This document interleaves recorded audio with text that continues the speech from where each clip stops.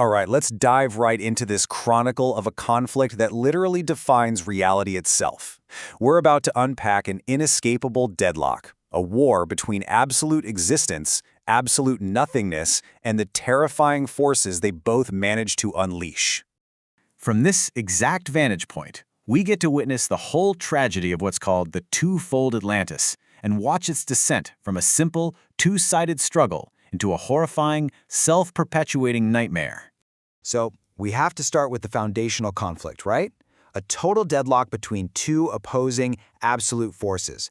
This is the starting point, the initial state of the abyss, a war of pure philosophy. On one side, you've got Glaucus, the hypercerebral architect.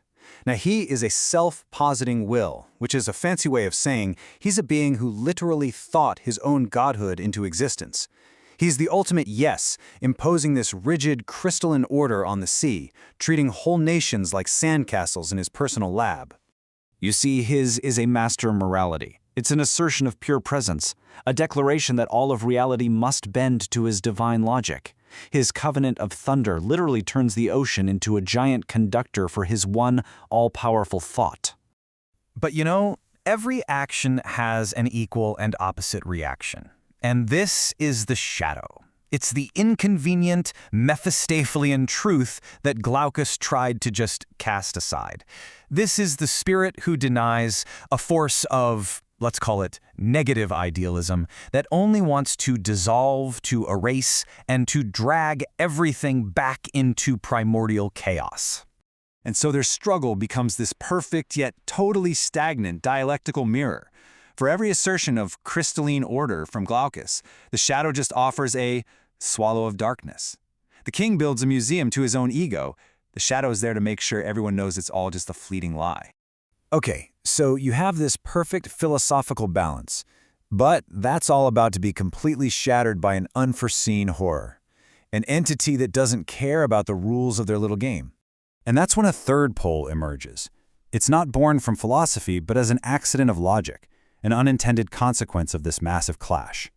And this is the captain. His philosophy isn't about ideals, it's about consumption. He doesn't want to rule and he doesn't want to erase, he just wants to drink everything dry.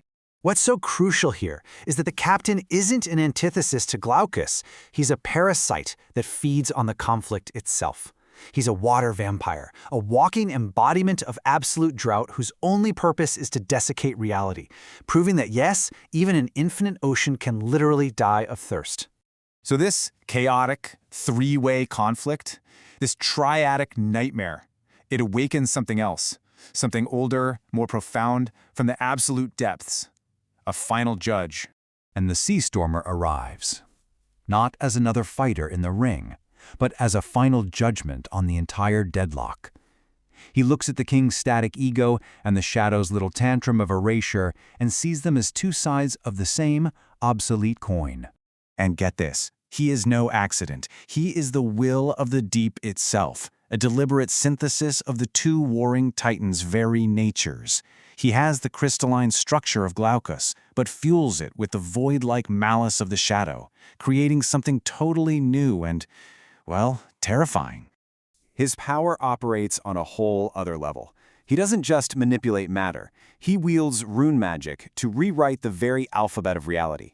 His void blight doesn't just consume light, it consumes the concepts of time and distance, enforcing a final absolute cap on all evolution. Period. And so, what we have now is a situation where these forces are locked in a self-defeating cycle. It's a prison built from their own power. This is the tragic new status quo. The more power Glaucus asserts, the stronger the shadow becomes. Their constant fighting creates this magical runoff that, guess what, feeds the captain. The captain's parasitic thirst then weakens Glaucus, which forces him to double down and assert his will even more fiercely, which, of course, just restarts the whole nightmare. And this law of reciprocal assertion means that Glaucus's absolute will has become the very engine of his own containment. Every single attempt to establish ultimate control only empowers the forces that want to undo him. He's locked in an inescapable trap of his own making. So, under the sea stormer's watchful eye, the purpose of the abyss gets a final, terrible new meaning. The war is over, and now only judgment remains. The struggle for dominance? It's ended. The Stormer's law has triumphed.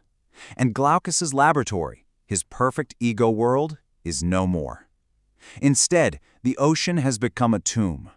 It's a place where all progress, all evolution, goes to die under the immense weight of final entropy. And that's it. The abyss itself delivers its final, chilling verdict. The old rules are gone. Survival now means something completely different. It means finding a way to exist, somehow, within absolute nothingness. And this leaves us with a final thought to really chew on. In this lightless theater, this recursive trap where sovereignty is stalked by nothingness and desiccation, absolute power has become its own grave. So what then is the path forward?